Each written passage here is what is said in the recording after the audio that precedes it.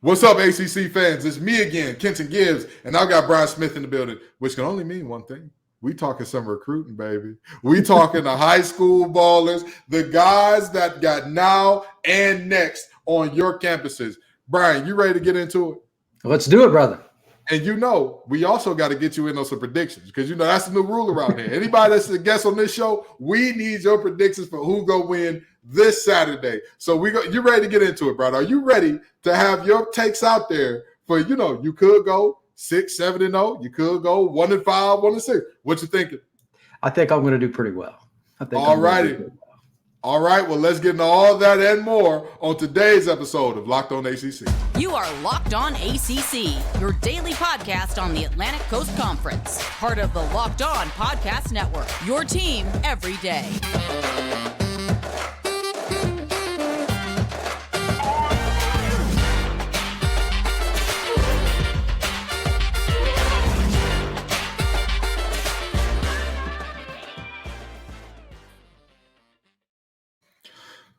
What's up, ACC fans? I just want to let y'all know that it's always a great time having Brian on this show, and we're halfway through the season already. We're at week 6. Ain't that crazy to think? I know, it seems quickly. It's been quick. It feels like just yesterday we were clamoring and begging and wishing and hoping for some ball, and now we're 7 weeks away from a majority of the country being done playing. That just feels like insanity to me. But Brian, how you doing, man? Doing very well. Getting ready to talk a little bit about something that I know and enjoy very well. So I'm ready to dive on in.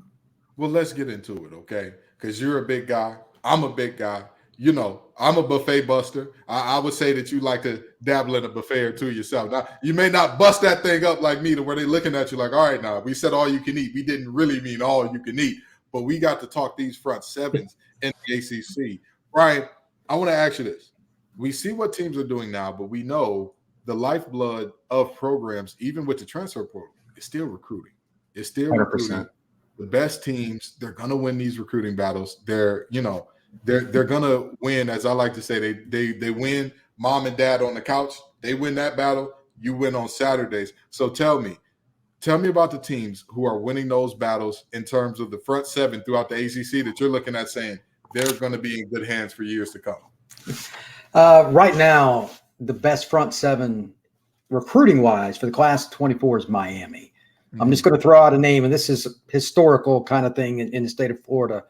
Remember the name Artavius Jones. He's from Bluntstown, Florida, up in the Panhandle. They got 2 things there, large alligators and large mosquitoes. But then they got Artavius, 310-plus pounds as well, and he can move, offers from everybody. Mm-hmm. Miami needs more defensive line help on the interior. They're probably going to lose Leonard Taylor. He's going to be a dude. It's just a matter of how long it takes him to, adjust to college. You went through that too. In high school, he just throws guys around. He's playing 1A football. Okay. They put him at tight end, at running back. I mean, it's hilarious. He's the biggest and most athletic guy on the field by a mile. He told me he's never been hit like head up when somebody tries to tackle him because it's not going to end well for that guy. But anyway, that's a kid you should all know. And they've got 2 more. They've already got a ton of pass rushers. They got 2 more big-time pass rushers. One of them's Elias Rudolph out of Cincinnati. The other one's Marquise Whitefoot out of Chicago. Both of them national recruits. I tell you what, Miami having this guy that's got this gold jacket thing they gave him in the NFL might help a little bit on the defensive line. Anyway, to be honest, Miami's recruitment, it's just went through the roof. Right now, in the front seven, they're the best. They also have 2 really good linebackers.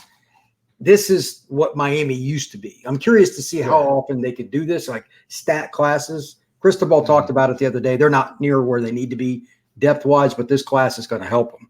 I do want to talk about teams. Now, wait a minute. When you say the guy with the gold jacket, you're referring to Jason Taylor, correct? Oh, absolutely. He came out and did some media with it. It's easy to see why he can recruit. Great guy. Let me tell you something. For those of you who are watching, you can see this, but for those of you who are listening, Ball Brothers are up 1,000. Brian Smith, myself, Jason Taylor, what do we all got in common? No hair. You know what I mean? Bald guys are up 1,000. But, hey, how about that, Nutrafol? But tell me this. Who else are you looking at to say, hey, this team, they've done a great job. They put themselves in good position moving forward. I'm going to give a shout out to your Wolfpack. It's one thing to sign talent. Mm-hmm. It's another thing to sign talent that fits, and then finally to show it consistently getting better.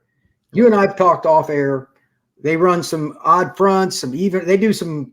It's not fun to prepare for what NC State does in the box. That's the simple answer. We could spend 3 hours just talking about run gap fits with how they use their linebacker. Of course, they've got experience there. Yeah. But they got a couple of kids, Justin Terrell and Chase Bond. Mm-hmm. Terrell's from Georgia. Bond is from Massillon, up in Ohio, more our neck of the woods originally. Yeah. Both those kids have a chance to come in and play early. And they also got a kid I know personally out of Orlando, Joshua Alexander Felton. All three of them can play head up against 300-plus pound kids. That's hard.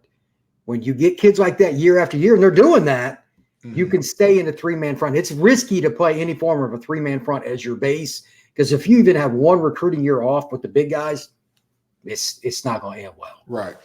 So, now, let me ask you this. Chase Bond was completely unheralded pretty much when he look the film don't lie. When he originally got the offer from NC State, completely unheralded, and now it seems like he's catching a little bit of heat in terms of recruiting. I wouldn't be surprised if the Penn States and the Michigans of the world at least drove by the house. Yeah, you know I'm hearing that those schools in the Midwest are going to kick the tires a little bit. How confident are you that, hey, Chase Bond, you're going to see him in Wolfpack red and white in a couple of years? I'm not giving it with anything with teenagers. I don't make no predictions of what they're going to do. I know I'm not stupid. That's fair. I've learned the hard way. I live in Florida where it's the worst. Yeah. There's no such thing as commitment in the Sunshine State. What? You mean to tell me that those boys from IMG don't mean it when they say they're going somewhere? Color me shocked. Those St. Thomas Aquinas boys are known to decommit every now and then. Color me shocked, brother. But okay, I got you. Who else are you looking at to say, hey, you're in a good spot going forward? That these D linemen, you're in some very big and very good hands. Unfortunately for the rest of the ACC, they hear this all the time. Mm-hmm. Clemson, I don't know what they're doing when they bring these D linemen for visits. Yeah, it's ridiculous. They've got 4 more kids that are big and long. One's from Maryland, one's from Florida. They got a couple from Georgia. They got 290, 270. The kid in particular, and this is the key, this kind of right up your alley and what NC State does. Heaven Brown Schuler. He's out of Pace. It's in Atlanta. It's a private school that's had a lot of players over the years. 290 plus and can move. Look, there's only so many guys at that mass that can break down, move left or right, and chase a guy that weighs 100 pounds less than him. Yeah. God didn't build a lot of those dudes. No. They got him on one spot, and next to him is going to be Champ Thompson, another kid from the Atlanta area at Meadow Creek. It's like 10 minutes outside Atlanta. If you're consistently getting those kids, and Clemson is, you're always going to be in the hunt defensively. I mean, they've struggled some this year, but that's more of an offensive problem. They've shot themselves in the foot, as I'm sure you've talked about 100 times on this show. Absolutely. Defensively, when I talk about Clemson, always make sure to say they always have 2 defensive linemen that are dominant. That's the key. It's almost always. I mean, like first, second round picks. It's insane. Yeah. And this year, you thought, oh, they only got one. Tyler Davis is good, but nobody else is going to be up there.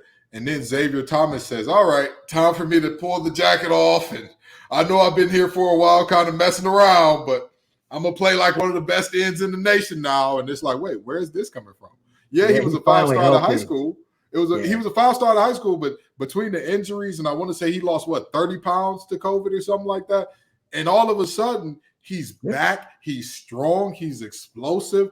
And that's got to help when you're sitting there saying, teams are looking at you and they're licking their chops saying, oh, look, Clemson ain't got it no more. Oh, they lost their edge. They lost their touch. And all of a sudden, a guy like him in year 5 or 6 breaks out, just completely turns into a different player in year 6. That's got to help. That's got to absolutely help. Now, we're going to get into some other guys because we're going to look at the best of the rest because you named the top 3. We're going to get the best of the rest, and then we'll get into some other things in terms of predictions right after we pay some bills here on Locked On ACC. Folks, it is very easy and very clear to see why eBay Motors is the place to be. Passion, drive, and patience. That's what brings home the winning trophy and also what keeps your ride or die alive. Folks, I want to tell you, and I want to make it very clear to you, the key to a great championship team and the key to keeping your car on the road, both the same.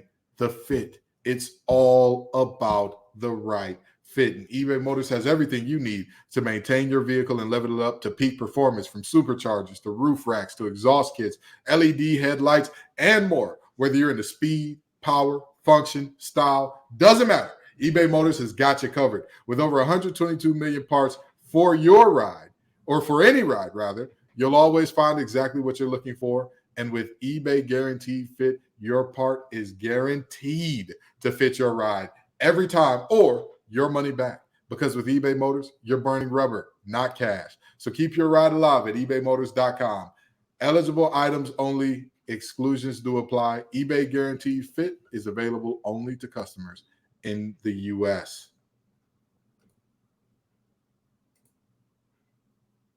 So, Brian, you talked the top three, okay? In terms of the top three, you got Miami, you got NC State, you got Clemson. Okay. Who are the other guys that they're quarterbacks? Beware. These 17 to 18-year-olds are going to be giving your offensive line coach and your old coordinators fits for years to come. Florida State is trying to finish out their DLine and their front seven class. So put an asterisk by it. But the kids they got so far are what you expect Florida State to get. The kid that they've got committed that I'm most fascinated with is D.D. Holmes. He's out of Gonzaga. It's D.C. That program in basketball, football, and everything else has always had ball players. 6'6", 250, could play strong side. If he went to NC State, he'd be one of those guys that could play in the three. It doesn't matter. He's whatever he wants to do. Florida State getting kids out of there in addition to be able to recruit Florida is not fair. But that's the kind of kid they're getting. And they also got Jamori Flagg. He's out of one of the best programs in Florida, Booker T. Washington, down in Miami. Ice Harris coaches there. His son's the running back coach in Miami, ironically. That's a player to watch out for. And just a quick shout out. We haven't talked much about linebackers, but everybody's going to know the name Jaden Parrish very soon. He's one of the best linebackers in the country, been committed to the Knowles for a long time. He's a South Florida kid out of Atlantic High School, just outside of Palm Beach. He is a dude. When you put those kind of D linemen in front of him and those linebackers can run free, what happens? Does it end well for running backs? Oh, not at all. Not at all. It ends in a linebacker putting his face mask on your face mask or in your chest in a way that, is never going to end well for you. Well, let me ask you this, okay? Coach Hagans, how pivotal is he to what they're doing down in Florida State? Because if I do recall correctly, he is the longest tenured position coach in all of college football in terms of FBS. And we continue to see Florida State getting defensive lineman after defensive lineman after defensive lineman. Even on years where they're bad, you see a Jermaine Johnson going first round. Even on years where, they're rather questionable, you see Holiday from a few years ago get drafted as well. And so now with the Jared Verse coming along, you're looking up and you're saying, man, just explain to the people what role you believe Hagans plays in kind of his hand in keeping a great pipeline of talent rolling through Florida State up front. Anybody I've ever spoken to about Hagans, and I've never met him personally, has basically said the same thing. It's a broken record. Great guy, easy to be around, very respected coach, and people just like him. That's easy. You mentioned a little bit ago in the first segment, you got to win the battle on the couch with mom and dad. Yeah. Hagans is a Florida guy. I'm actually in Bartow, Florida right now. This is where he played high school ball. Central Florida. He was one of Bowden's first big recruits, and he came in and made an impact, was a big-time dude. He's been in the wars, down in the trenches, and it is a great story. Somebody needs to write a book about it. Like, he's been at Florida State in some capacity since the 80s. And it's amazing. Crazy. It's amazing to me because he's not just wanted as a defensive line coach elsewhere. People are calling his line for almost everything, as far as I've heard. I've heard multiple people say, hey, he's been up for DC jobs and folks have wanted him, but he's a no through. He's just happy with what he's doing. And there's nothing wrong with that. If you're just happy with and let's be honest now, in today's world, position coach is getting paid. He's a millionaire. Of course. So if you're happy where you're at, just ride it. And that's, I'm going to tell you, that continuity, because think about this. Think about how many coaching staffs he's been through. It's insane. 10 in some capacity. Like there's turnover at DC or whatever. It's incredible. Yeah. He was there through Bowden. He was there through Jimbo. He was there through Taggart. He was there. That man might as well change his name to He Who Remains because he's going to be there. True. Him and King the Conqueror, those two are going to be there throughout all the time, all the space. When you talk about that, the nose, when you talk about planting the spear, you're going to talk about Odell Higgins. So with that in mind, okay, we're talking about these players that are going to be really, really good going forward. And we're going to have you on to talk other positions and all that in terms of who you think is going to be good going forward. What are some schools that you're looking at and you're like, hey, I don't know what they're doing. But something needs to happen right away. One of them will make you happy because you're an NC State guy. Now, I'm not saying this. They're going to say I paid you. They're going to say, go ahead. I'm going to get out your way. I'm going to let you cook. Look, there are certain jobs in college football that it is just innate, where if you don't recruit at an extremely high level, year after year, it's on you. Yeah. Because they've got advantages. Usually it's State U. There's Notre Dame. There's USC. There's a handful of pride, but it's usually State U. And in this case, it's the Tar Heels. Look, Mac Brown, this is just my opinion. He's been a tremendous recruiter forever. I'm not saying he's not. But he's over 70, and his buddy's the defense coordinator who's not getting it done. They've only got like 3 kids when I checked earlier today in the 24/7 top 25 rankings in the state of North Carolina. Something like 3 or 4. And it's like they should have 8 to 10. Right. And the defensive players aren't coming. Now, if you've watched North Carolina at all, I understand. Like, why would you want to be a part of that? They're not good. And I'm looking at Brian said it, not me. Brian said it, not me. Brian said it. Okay. I want the fans who are going to call me everything but a good Christian to know I promise you, I am a poor sports journalist. I do not have the money to pay Brian, even if I wanted to. I couldn't do it. But proceed, Brian. They don't have any in-state D linemen committed. Mm-hmm. They do not have an in-state linebacker committed. Mm-hmm. Now, it's not necessarily a great year in the state for that, okay, but the kids are supplementing that with – they've got some good players. Like the one kid in particular, Daniel Anderson from Germantown, Tennessee, going to play. Right. He's coming – he's from the Memphis area. He's going to play. He can play wherever. Yeah. But that's one guy. Yeah. I'm disappointed, but at the same time, look, there's an old rule. Don't hire your friends in your business. Yeah. Because firing a friend sucks. Yeah. What did Mac do? He hired his friend. And in the words of Neil Sedaka, breaking up is hard to do. Okay? Breaking up is hard to do. I'm going to tell you right now, it's going to be an interesting time. Miami doesn't, not this week, but next week, and they go into Chapel Hill. Just remember I just said that. I'm just going to leave it at that. Okay. Yeah. All right. Well, you know what? Speaking of who's going where, because I wish we could talk about more teams that are looking a little concerning and a little funny in the light to you. But we've got to get to this slate of games because we have a very interesting slate of games this week. I don't think that a lot of people are looking at us and saying, oh, man, the ACC, this weekend's games are going to determine everything. But I say that there's plenty of very important matchups in this weekend in terms of we're going to find out exactly who teams are. So we're going to run through all of them and get your opinion on what's going to happen in each of these games. You ready for that? Let's do it. All righty. Well, you know what we like to do. We like to keep it in chronological order here. We like to keep it in nice, neat, orderly fashion. So to kick this thing off at noon, we've got Boston College going up to a service station in West Point to take on Army. Who you got? If they lose to Army, look, I'm just going to pick BC because I know Thomas Castellanos. Okay. I know him, and that's a freakadeek right there. But look, if they jack around, if that game gets into the third quarter, that's my concern because BC is Jekyll and Hyde. I'm not confident in that pick, as sad as that is. You never know who you're going to get, and it's very clear to me that when you look at Army, you're not seeing a great team. I think you're seeing the Army team that you always see. I think you're seeing an Army team that's like they're good at what they're good at, but everything else they're suspect. But what they're good at can beat you. That running game, they can pound the rock. They can control the clock. Next thing you know, you look up and you're like, wait a minute, are we down 2 touchdowns? And if they get the ball back, it's 7 minutes left and they're going to run it out? Wait a minute. So first game of the week, you're going with BC over Army, okay? Second game of the week, William & Mary is going to Charlottesville to take on Virginia. Does Tony Elliott get his first win of the season? Unfortunately, I'm not confident, but he better. Okay. All right. I mean, now. look, that can't happen. Okay. Okay. Let me tell you. Let me tell you something. When I said earlier in the season, James Madison and UVA were playing, and I said the best team in the state of Virginia will win this game.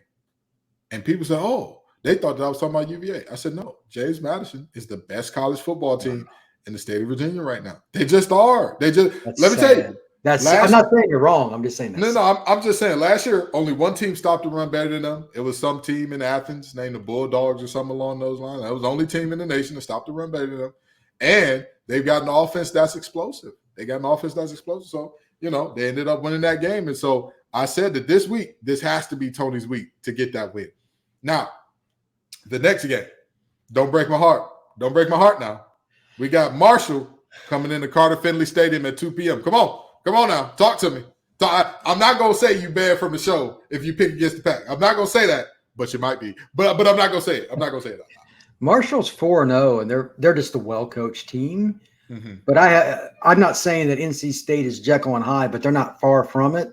Right. I'll take NC State, but that's like a 24-21 awful, ugly 1977 football game. That's what I'll tell you what. In the words of Eric Bieniemy, this game is not about numbers. It's about alphabets. And the only alphabets that matter is W and L, okay? We just talked about them. We just talked about the legendary coach. You got Virginia Tech going down to go in the dope and see if they can steal a win off a Florida State team that's shown a little bit of vulnerability at times. And Drones is looking hot as fish grease. What you think? Who you got? Well, for one, I'm sure the odds, I haven't even looked at them, will be way off. Florida State can't run the ball to save their life right now. They're averaging less than 3 yards a carry over the last 2 games. Yeah. But they're going to out-athlete them in a couple of key plays and win. Nobody's for Virginia Tech's guarding Keon. Okay? It's not going to happen. Absolutely. And they're going to have to commit too many guys to the box to keep Florida State from running. They'll hit enough big plays, but it'll be closer than it should. Knowles will get the victory by about 10-14. Well, I'm gonna tell you what, 10-14 is 10-14 less than what I know. What the line. They can't run the ball, man. They can't run the ball. That's a problem. Florida State is 24-point favorites in that. They should not be. But Brian Smith says it's gonna be closer than what he thinks. Syracuse heading into Kenan Stadium to take on the 14th ranked undefeated Tar Heels. Can Dino get him an upset? Because Dino's known for pulling off one of those where you just look up and Syracuse won that game? Because Syracuse bounced back from that loss to Clemson? Or does Mac Brown say, hey, I may be old, but the past is now, old man. Look at what Congress has going on. What you got? Oof, don't get me started on Congress. But the whole country's probably mad in some capacity there. But absolutely, Syracuse has got not one but 2 receivers banged up. One, the tight end, who's a Florida kid. They've lost too many good players that are playmakers. That's hard. Yeah. When you get guys like that you develop at Syracuse, you can't afford to lose. They ain't got the same depth. Yeah. I'll take Carolina because I got a guy named Drake May. Okay. All righty. UNC, we're going with the Drake May effect there. And the next game of the week that we have, Wake Forest going to Clemson. Now, this was a game that last year was a shootout. Oh, that was a great game. Up and down the field. You never knew who was going to win this thing. And DJU said, hey, I got a little something in me. However, DJ ain't walking through that door, but neither is Sam Hartman. What do you got going on in this one with Wake Forest traveling down to Clemson? Well, Griffiths is a kid that's going to be pretty good, but I'm going to take Cade Klubnik because he's got Will Shipley behind him. Mm-hmm. I'm just going to be real simple. Phil Maffa doesn't hurt. Yeah. Call me crazy, but I like those 2 guys a lot. Clemson, stop lying about that. He is not no 225. He is not no 225. That man Moffitt's 235 anyway. That man is 2 Oldberry biscuits away from Dabo saying, just put your hand in the dirt. Let's just see how it looks. Let's just try it. Don't be so skeptical. Let's just see how it goes, So let's move into the next game here. Our only ranked matchup of the week. We've got Notre Dame going to take on Louisville in what is one of the worst stadium renames out there in Cardinal Stadium instead of Papa John's Stadium, which we all know and loved. But, I get it. I get why you did it. I understand. I'm just joking. But seriously, Notre Dame taking on the Cards. This is one of the hardest games in the country to pick this week because Notre Dame's got multiple receivers that may or may not play. Right. If they have the same lineup that they did at Duke, I think Louisville will beat them. And if I remember correctly, Notre Dame's got 30 in a row against ACC opponents in the regular season. Yeah, Look, it's been a while. I mean, that's insane. But anyway, Notre Dame's better. But look, you can't have one position completely bereft of its talent. Mm-hmm. I mean, Duke had good corners anyway, and they just came up and said, okay, we know Estime's good, but we're going to try to smother him. And it almost worked. They got kind of lucky at the end, and Notre Dame made a couple of plays. But we've all seen that film. Yeah. They can score, but their quarterback is also a guy that he can win the game for you or he can lose it. Man, that guy drives me nuts. I said that they were 5 elite performances from him. If they could get 5 elite performances from him, they were going to end up in the conference championship and potentially in natty conversations.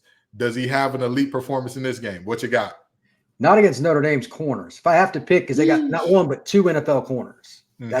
That's I'll take the Irish by 3. It'll be an awful game. It'll be ugly as all get out. Okay, all right. The Irish win ugly. And lastly, now I know you do recruiting for them, so I know you got to keep access to the sideline and all that, but don't be afraid to pick against them. You got Brett Key and Georgia Tech heading on down there to Florida to take on Miami. Can they pull off the upset, or will Van Dyke, Restrepo, and company be too much?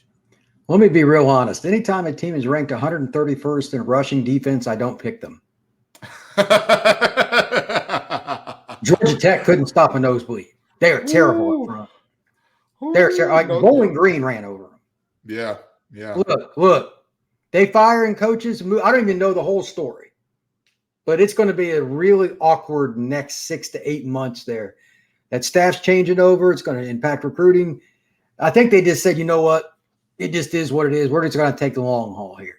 And they can score. Haynes King's good. And they got a freshman receiver that scored in all 5 of his games. He's never had a college game he didn't score. Mm-hmm. But they got to stop somebody. And Miami up front, man, they got some animals up front. It's going to be 2nd and 4 all day, Kenton. That doesn't end well for defensive linemen. That doesn't end well. I'm going to tell you something. Matt Lee and company up front. Yeah, that's not going to end well. Ooh. Zion Nelson. Ooh. Yeah, they got some guys. So I think it's going to be ugly probably by halftime, but if they don't come out emotionally charged, because what I'm talking about, they read this stuff and listen to this stuff. If you do that right arm from Haynes King will keep them in the game, and Mario will be throwing things at you in the locker room. So don't do that. Be mindful. Respect your opponent. Okay, well, we're going to close this thing out with a little review of everything we've touched on so far. Folks, you heard it here first, okay? In terms of looking at teams who are good going forward in the future, in terms of that front 7 at least, we're looking at the Miami Hurricanes. We're looking at NC State. We're looking at Clemson. Those 3 definitely have the guys that you really want. A team that we're worried about up front. Again, I didn't pay him to say this. I promise you. It's just me. It was me. He is not sponsored by Locked On Wolfpack. I promise you. He's not, I know every dime coming in and out of that show. And it is we didn't give any to Brian. We didn't slide anything on the table to him. By the way, let me know when that wire clears. But the Tar Heels are a thing to be concerned about. And for the most part, Brian's going pretty chalk. No upsets this week, I don't think. No upsets according to the lines this week. So, we'll see how that works out. Brian, tell the folks where they can find your work before we get out of here. At FBScout_Florida on X, formerly known as Twitter. I'm still not used to that yet, but you can find me across the Locked On Network on numerous podcasts. I run the Locked On Seminoles podcast myself. It's the time of year that Kenton and I love, and time does fly, my friend. You're right. It's 6 weeks. It seems like yesterday we were talking about the first game. So it happens. It happens like that sometimes. You're right. Twitter is everybody's least favorite X, and that's saying something. But anywho, we will listen. Brian is going to be back. We're going to be talking more recruiting. We're going to be talking more of these teams and who's winning on the couch, as we like to say, more than anybody else. Right. On some more episodes of Locked On ACC. But before we get out of here, make sure you like, follow, subscribe, Keep us moving. Keep the algorithm pushing us so more people can see the good news of all this ball beauty on the screen, okay? You know what I mean? I'm just saying, in terms of all-time icons, it's Dwayne Johnson, Jason Taylor, and us two. We right up there with them. In terms of top ball guys in the world. So, anyway, come on back next time for more good stuff from Locked On ACC. Folks, till next time. You are Locked On ACC,